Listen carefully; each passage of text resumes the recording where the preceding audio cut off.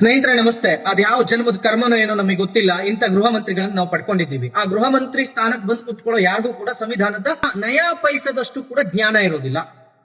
ಕೇವಲ ಸಣ್ಣ ಜ್ಞಾನವೂ ಕೂಡ ಇರೋದಿಲ್ಲ. ಕೇಳ್ತಾರೆ, ಅವ್ರು ಯಾರು ಗಾಡಿ ತಡೆಯೋದಕ್ಕೆ, ಇವ್ರು ಯಾರು ಗಾಡಿ ತಡೆಯೋದಕ್ಕೆ. ನಾವು ಅಕ್ರಮವಾಗಿ ಕಸಾಯಿಖಾನೆಗೆ ಬಹಳ ಹಿಂಸಾತ್ಮಕವಾಗಿ, ಕ್ರೂರವಾಗಿ, ಅಮಾನುಷವಾಗಿ, ಮಾನವೀಯತೆ ಇಲ್ಲದೆ ಅವುಗಳನ್ನ ಕಟ್ಟಿ ಹಿಂಸಾತ್ಮಕವಾಗಿ ಅಷ್ಟೊಂದು ಹಿಂಸೆಯನ್ನು ಯಾವ ಪ್ರಾಣಿಗಳಿಗೂ ಯಾವ ಜೀವಕ್ಕೂ ಕೊಡೋದಿಲ್ಲ. ಅಷ್ಟು ಹಿಂಸೆ ಕೊಟ್ಟು ತಗೊಂಡು ಹೋಗ್ತಾ ಇರ್ತಕ್ಕಂಥ ಗಾಡಿಗಳನ್ನ ತಡಿಲಿಕ್ಕೆ ಇವ್ರು ಯಾರು ಅಂತ ಕೇಳ್ತಾರೆ. ಯಾರು ಇವ್ರಿಗೆ ರೈಟ್ಸ್ ಕೊಟ್ಟೋರು ಅಂತ ಇವ್ರಿಗೆ ಗೊತ್ತಿಲ್ವಾ? ಸಂವಿಧಾನ ಓದಿಲ್ವೇನ್ರಿ ನೀವು? Every citizen have rights to stop crime.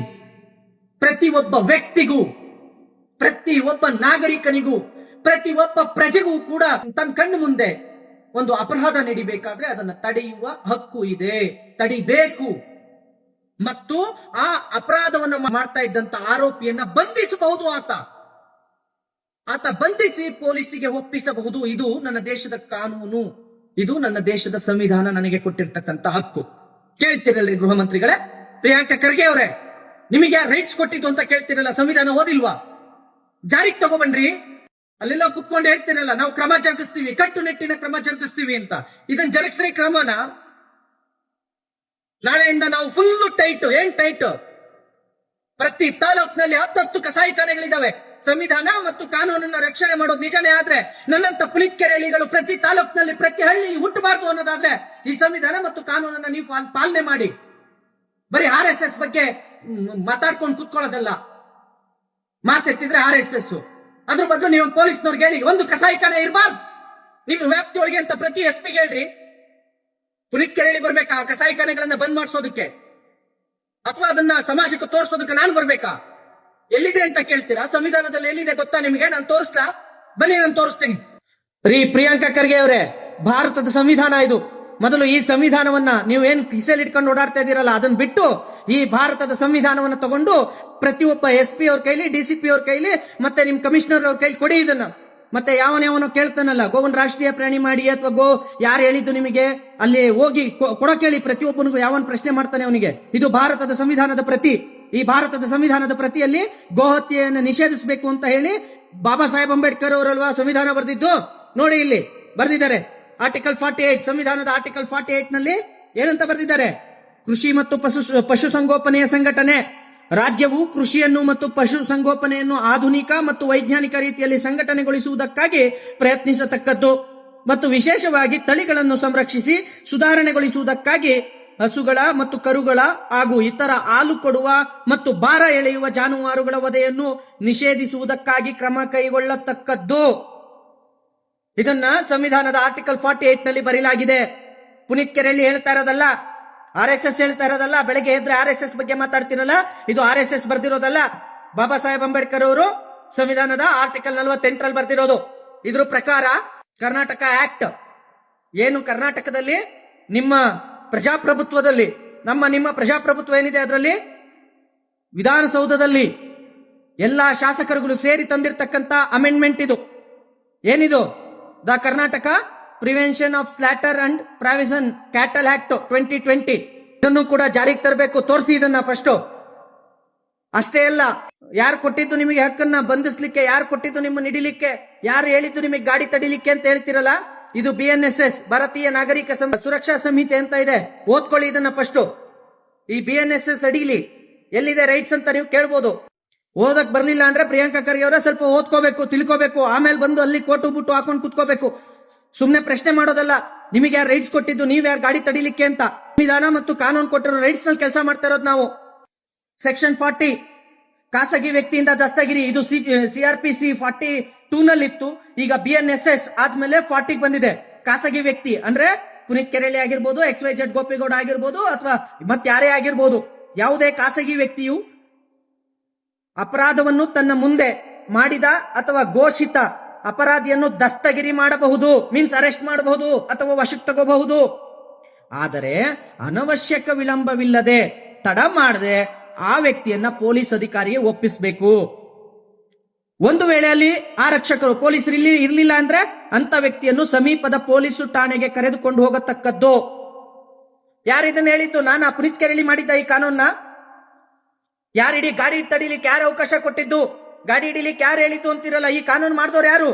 ಅವನ ಎದುರು ಘಟನೆ ಅಥವಾ ಅಪರಾಧ ವ್ಯಕ್ತಿಯನ್ನು ಕಂಡಾಗ ಆತನನ್ನು ಬಂಧಿಸಬಹುದು ಅಂತ ಹೇಳಿ ಯಾರಿಗೆ ಬರ್ದಿರೋದು? ನಾವು ಸಂವಿಧಾನ ಏನ್ ಹೇಳಿದೆಯೋ ಅದನ್ನ ಪಾಲಿಸಿದ್ರೆ ಅದು ನಿಮಗೆ ನೈತಿಕ ಪೊಲೀಸ್ಗಿರಿ ಅನ್ಸುತ್ತಾ? ನನ್ನ ಕಣ್ಣು ಮುಂದೆ ಒಂದು ಅಪರಾಧ ನಡೀತಾ ಇದೆ, ಆ ಅಪರಾಧವನ್ನ ಪೊಲೀಸಿಗೆ ಫೋನ್ ಮಾಡ್ತೀವಿ, ಫಸ್ಟ್ 112 ಫೋನ್ ಮಾಡ್ತೀವಿ, ಸ್ಪಾಟಿಗೆ ಪೊಲೀಸ್ ಕರ್ಸ್ಕೊತೀವಿ, ಆ ಗಾಡಿನ ತಡಿತೀವಿ, ಅದರಲ್ಲಿ ಇರ್ತಕ್ಕಂಥ ಆರೋಪಿಗಳನ್ನ ಪೊಲೀಸರಿಗೆ ಇಟ್ಕೊಳ್ಳಿ ಅಂತ ಹೇಳ್ತೀವಿ. ಯಾವ್ದು ತಪ್ಪು ಇದ್ರಲ್ಲಿ? ಯಾವ್ದ್ರಿ ತಪ್ಪು ಇದ್ರಲ್ಲಿ? ಮಾಸ್ತಿಲಿ ಕಸಾಯಿಖಾನೆ ನಡೀತಾ ಇದ್ರೆ ಅದು ಸಂವಿಧಾನ ಬಾಹಿರವಾಗಿ, ಕಾನೂನು ಬಾಹಿರವಾಗಿ ನಡೀತಾ ಇರುತ್ತೆ. ಅದನ್ನ ಪ್ರಶ್ನೆ ಮಾಡೋ ಹಕ್ಕನ್ನ ಸಂವಿಧಾನ ನನಗೆ ಕೊಟ್ಟಿದೆ. ಅವನು ಯಾರು ಕೇಳೋದಕ್ಕೆ ಅಂತ ಕೇಳ್ತಿರಲ್ಲ. ನಾಚಿಕೆ ಆಗೋದಿಲ್ಲ ನಿಮಗೆ? ಯಾವುದೇ ಕಸಾಯಿಖಾನೆ ಇಲ್ಲೇ ನಡೀತಾ ಇರಲಿ, ಅದನ್ನ ಹೋಗಿ ತಡೆದು ಪೊಲೀಸರಿಗೆ ತಿಳಿಸುವ ಹಕ್ಕು ನನಗಿದೆ, ನಾನು ಮಾಡ್ತೀನಿ. ಯಾರು ವಾರ್ಯು ಯಾರು ಅಂತ ಕೇಳುವವರು ಸಂವಿಧಾನಕ್ಕೆ ಅಗೌರವ ಮಾಡದಂತೆ.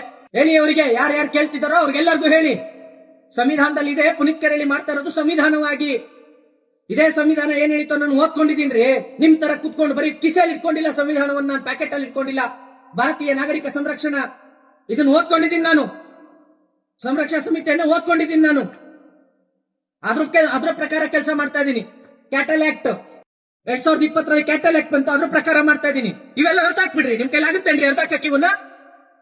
ಇದನ್ನ ಬೇಡ ಅಂತ ಹೇಳ್ಬಿಡ್ರಿ. ಇದ್ರಲ್ಲಿ ಇರ್ತಕ್ಕಂಥ ಅಳಿಸ್ರಿ, ಸಂವಿಧಾನದಲ್ಲಿ ಅದನ್ನು ತೆಗೆದು ಬಿಡಿ. ನಾನು ಯಾಕೆ ಮತ್ತೆ ಬಡ್ಕೊಳ್ಳಿ? ಸಂವಿಧಾನದಲ್ಲಿ ಇಲ್ಲ ಅಂದ್ರೆ ನಾನು ಯಾಕೆ ಬಂದಲ್ಲಿ ತಡಿತೀನಿ? ಸಂವಿಧಾನ ತತ್ವವಾಗಿ ನಾವು ನಡ್ಕೊಂಡ್ರೆ ತಪ್ಪು. ನೀವ್ ಹೇಳ್ತೀರಿ ಯಾರು ಇವ್ರು ತಡೆಯೋದಕ್ಕೆ? Every citizen have a rights. ಪ್ರತಿಯೊಬ್ಬ ಭಾರತೀಯ ನಾಗರಿಕನಿಗೂ, ಭಾರತೀಯ ಪ್ರಜೆಗೂ ಹಕ್ಕಿದೆ. ಎಲ್ಲೇ ಅಪರಾಧ ನಡೀತಾ ಇದ್ರು ತಡಿಬೇಕು. ಆರೋಪಿಯನ್ನ ಹಿಂಸಿಸದೆ, ತಡ ಮಾಡದೆ ಪೊಲೀಸರಿಗೆ ಒಪ್ಪಿಸ್ಬೇಕು. ಅದೇ ಕೆಲಸ ನಾವು ಮಾಡ್ಕೊಂಡು ಬಂದಿರೋದು, ಅದೇ ಕೆಲಸವನ್ನ ನಾವು ಮಾಡ್ಕೊಂಡು ಬರ್ತಾ ಇರೋದು. ಕಾನೂನನ್ನ ದುರ್ಬಳಕೆ ಮಾಡ್ಕೊಂಡು ಸ್ಥಳದಲ್ಲಿ ಇಲ್ಲದೆ ಇರೋರ್ ಕೈಲಿ ನಮ್ಮ ಮೇಲೆ ಸುಳ್ಳು ಕಂಪ್ಲೇಂಟ್ ಕೊಟ್ಟು FIR ಮಾಡಿಸ್ತಾ ಇರೋದು ನೀವು.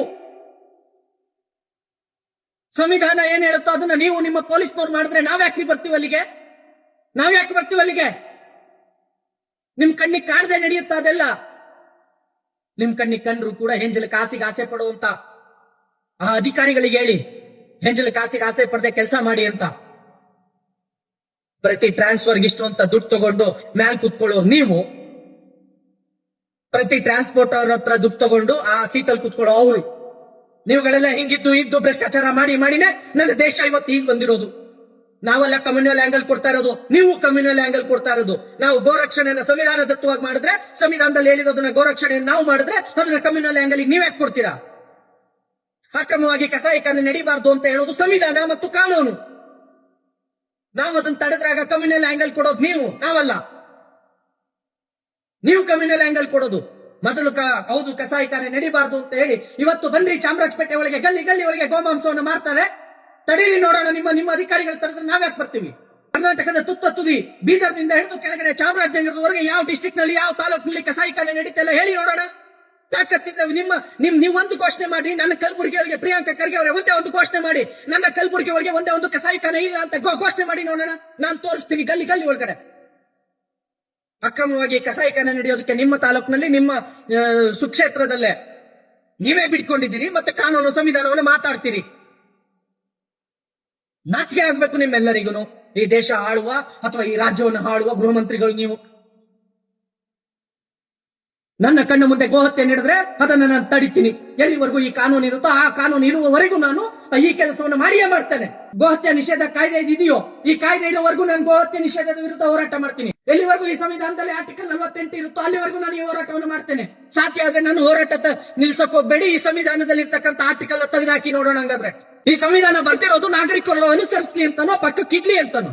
ಬರೀ ಓದಿ ಸುಮ್ಮನೆ ಆಗ್ಬೇಕಾ ನಾನು? ಆದ್ರೆ ಆ ಸಂವಿಧಾನ ಹೇಳ್ದಂತೆ ನಡ್ಕೋಬೇಕಾ ನಾನು? ನಾಚಿಕೆ ಆಗ್ಬೇಕು ನಿಮ್ಮೆಲ್ಲರಿಗೂ, ನಾಚಿಕೆ ಆಗ್ಬೇಕು. ನಾನು ಪ್ರತಿಯೊಬ್ಬರಿಗೂ ಹೇಳ್ತಾ ಇದ್ದೀನಿ, ಸಂವಿಧಾನ ಹೇಳಿದಂತೆ ನಡ್ಕೊಳ್ಳಿ, ಸಂವಿಧಾನ ಹೇಳಿದಂತೆ ಪಾಲಿಸಿ. ಭಾರತೀಯ ನಾಗರಿಕ ಸಂರಕ್ಷಣಾ ಸಮಿತಿ ಏನು ಸಂಹಿತೆ ಹೇಳುತ್ತೆ, ಈ ಸಂಹಿತೆ ಹೇಳಿದಂತೆ ನೀವು ನಡ್ಕೊಳ್ಳಿ, ಸಂವಿಧಾನ ಹೇಳಿದಂತೆ ನೀವು ನಡ್ಕೊಳ್ಳಿ. ಏನು ಕರ್ನಾಟಕ ಗೋಹತ್ಯೆ ನಿಷೇಧ ಕಾಯ್ದೆ ಇದೆ 2020, ಅದು ಹೇಳಿದಂತೆ ನೀವು ನಡ್ಕೊಳ್ಳಿ ಅಷ್ಟೇ.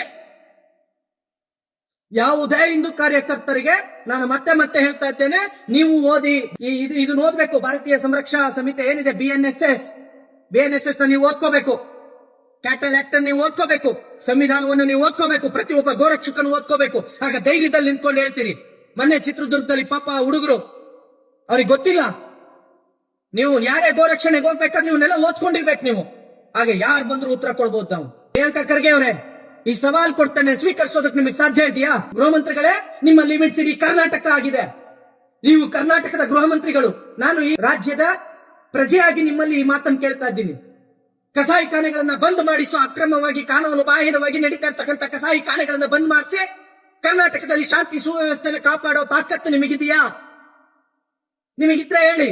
ಪ್ರತಿ ಒಂದನ್ನು ನಿಮ್ಮ ಆಫೀಸಿಗೆ ತಗೊಬಂದು ಲೊಕೇಶನ್ ಸಮೇತ ಕೊಡ್ತೀನಿ ನಾನು. ತಾಕತ್ತಿದ್ರೆ ಸ್ವೀಕರಿಸಿ. ಸುಮ್ಮನೆ RSS ಬಗ್ಗೆ ಯಾಕೆ ಮಾತಾಡ್ತೀರಿ? ಕೋಮು ಬೀಜ ಅಂತ. RSS ಯಾವತ್ತು ನಮಗೆ ದ್ವೇಷವನ್ನು ಕಲ್ಸ್ಕೊಡ್ಲಿಲ್ಲ. ಸಂವಿಧಾನದಂತೆ ನಡ್ಕೊಳ್ಳಿ ಅಂತ ಹೇಳ್ತು ನಾವು ಸಂವಿಧಾನದಂತೆ ನಡ್ಕೊಳ್ತಾ ಇದೀವಿ. ನೀವು ಸಂವಿಧಾನದಂತೆ ನಡ್ಕೊಳ್ಳೋದೇ ಆದ್ರೆ, ನೀವು ಸಂವಿಧಾನವನ್ನು ಪಾಲಿಸೋದೇ ಆದ್ರೆ ಬನ್ನಿ ನಾವೆಲ್ಲರೂ ಸೇರ್ಕೊಳ್ಳೋಣ. ಎಲ್ಲೆಲ್ಲಿ ಈ ಕಾನೂನು ಬಾಹಿರವಾಗಿ ಕಸಾಯಿಖಾನೆ ನಡೀತಾ ಇದೆಯೋ ಅದನ್ನೆಲ್ಲ ಬಂದ್ ಮಾಡಿಸೋಣ. ಸಮಾಜದಲ್ಲಿ ಶಾಂತಿ ತನ್ನಿಂದ ತಾನೇ ನೆಲೆಸುತ್ತೆ. ಬರ್ತೀರಾ?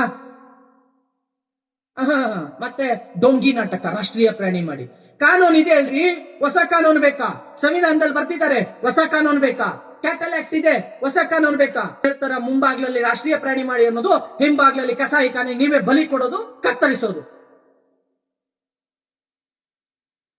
ಸಂರಕ್ಷಣೆ ಮಾಡಬೇಕು ಅಂತ ಹೇಳಿ ರಾಜ್ಯ ಸರ್ಕಾರ ಕೇಳಿರೋದು ಸಂವಿಧಾನ. ಸಂರಕ್ಷಣೆಯನ್ನ ನೀವು ಮಾಡಿ.